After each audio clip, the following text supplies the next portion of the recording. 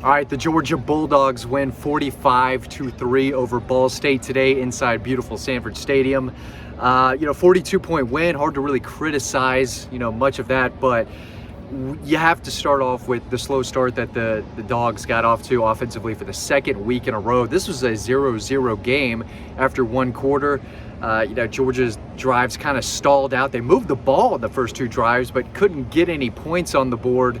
They missed a chip shot field goal early on. I think there was another punt where they, kind of moved the ball, but they just have to clean up some things offensively. And when South Carolina comes to town next week, they're going to have to get off to a better start offensively. It just doesn't seem as crisp, right? The chemistry just doesn't seem like it's 100% there. But I thought Carson Beck overall had a really good game. I know that he got hit and kind of fumbled that ball early in the game that they did recover, but he threw for, I think, 283 yards, 2 touchdowns, had some really nice passes. I thought he, showed command of the offense, was poised in the pocket, continued to keep his eyes downfield. Now, they did check the ball down a lot, and I think that's what they're telling him a little bit, like, hey, you don't have to force anything. Just play our game, hit the open guys, and we're going to end up winning this game by 42 points, which is what happened. But he could have used a little bit of help. I mean, Brock Bowers dropped a screen pass that I thought would have been a touchdown if he had caught the ball. Dylan Bell dropped another touchdown pass.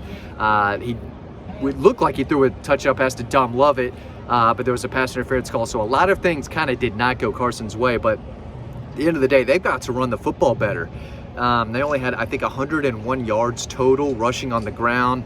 I don't have the final stats in front of me right now, but Roderick Robinson, I thought, ran really well. I think he was the team's leading rusher. They did rush for 3 touchdowns, so it's hard to really, criticize or complain too much, right? But you would like them to run the ball better, especially just getting that push on the offensive line. It just didn't seem like there were a lot of running lanes to run through.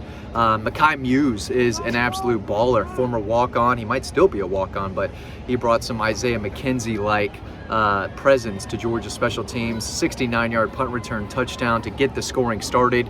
That was early in the second quarter, and that's when the ball started to roll a little bit for Georgia's offense. They scored pretty quick after that. You had a Chaz Chambliss interception, another quick touchdown. You had a Tyke Smith interception, Malachi Starks interception. I think the defense played really well. The backups gave it a late field goal. Last week, the backups gave a late touchdown. So the first string unit still has not given up any points in this, through the first 2 games. I expect the first team offense and defense to play obviously a little bit more for South Carolina, but this Georgia defense is elite.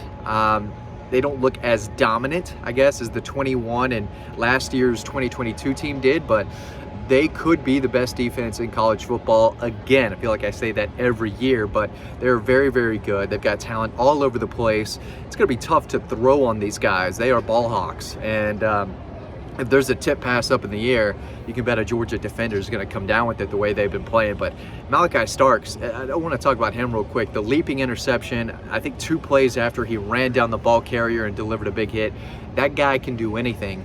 He's one of the best players in college football, not just on defense or just at safety. He's one of the best players regardless of position. He is playing in fast forward right now. He is a tremendous talent and is turning into one of the best players on Georgia's roster and one of the best players in the country.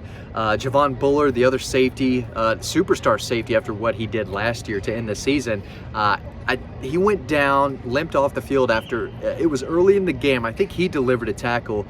Either someone fell on him wrong or he tweaked something, but he came up hobbling a little bit, and I did not see him go into the game after that. David Daniel, former 4-star hard-hitting safety out of Woodstock High School, came in, and I thought he played really well. But, this is kind of what we wanted to see. Get the game over early, and it was over. It was 31-0 at halftime.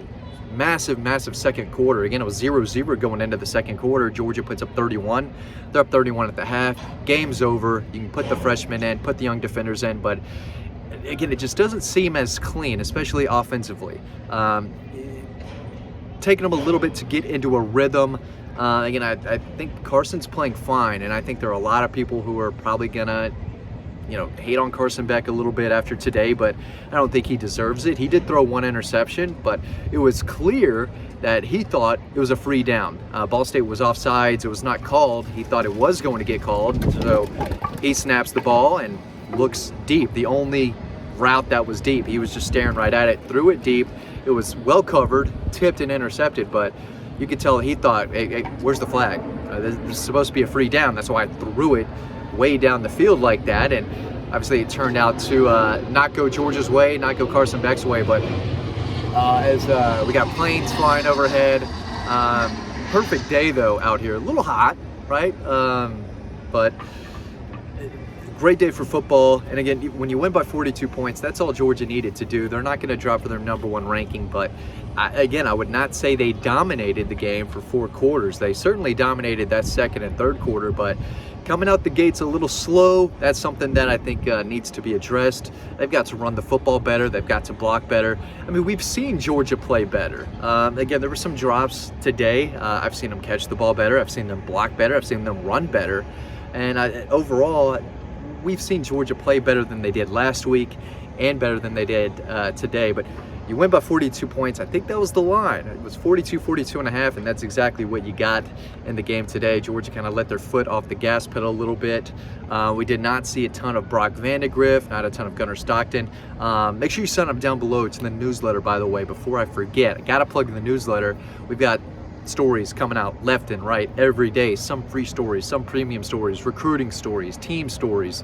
Could be some recruiting news coming up very soon. So make sure you sign up. That link is down below to sign up to the free newsletter. Check us out over on Dog Post because, you know, we're here covering the games and it's hot for us too out here, you know. But, you know, we do it for you. We do it for our YouTube audience and our Dog Post audience. So we really hope you all appreciate it. But yeah, the biggest takeaway is that they got to rush for over 100 yards. And again, I think the play calling has been a little bland, very vanilla, but they don't have to show much. It's the 2 cupcakes to start the season. I think Mike Bobo is keeping some stuff in his back pocket for South Carolina. He was the offensive coordinator there not too long ago. You know he wants to beat South Carolina when they come in here next weekend. I think the offense will open up a little bit, and I think the team overall will come out with a little more fire, a little more energy to get that game going because they need to. I have no idea what Carolina's doing right now, if they're even playing right now. They might be playing later. I don't know because they don't matter right now. What matters is this 42-point win that we saw here today. But coming off a bad loss to North Carolina, they need to get things going. Shane Beamer, eventually, it feels like he's going to be on some pressure to beat Georgia. Maybe not, but he's going to want to beat the Dogs eventually. I don't think it's going to happen next week, but you would like to see Georgia come out a little faster, a little more crisp offensively than they have these first 2 games. But overall, I do think you saw a lot of good.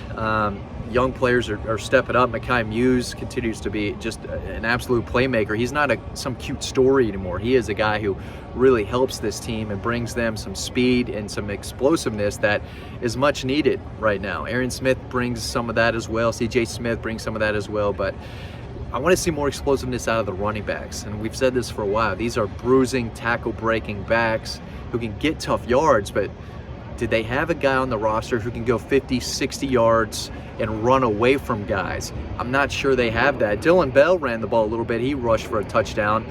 Kind of a different, you know, change of pace type of back. He played some in high school and has that look, that stature of a running back. He's great with the ball in his hands. He had, I think, a 21, 22-yard touchdown run in this game. Had a little shimmy, you know. Made a Ball State defender miss a little bit, broke his ankles on his way to a touchdown run. So maybe we see more Dylan Bell at running back. He would probably be the fastest of that group, but still haven't seen Daijun Edwards. I think he'll be ready to go for South Carolina.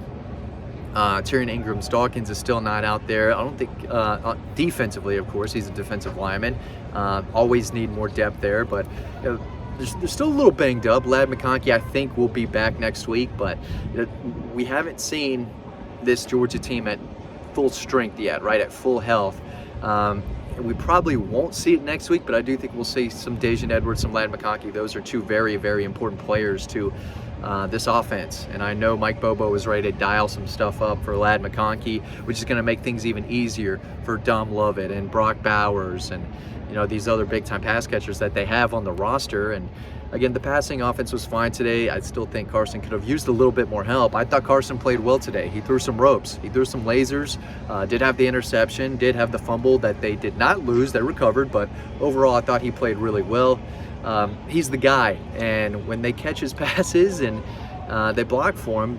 Good things have been happening so far, but 45-3 victory, 42-point win, exactly what the experts thought. Another beautiful day inside Sanford Stadium. The Dogs have South Carolina coming here to play next week. I expect Georgia to play a little better, and I think they'll win that game as well. We've got lots of coverage from that game and a lot of other stuff coming up over on Dog Post. So again, make sure you sign up to that newsletter down below. I'll see you over on Dog Post.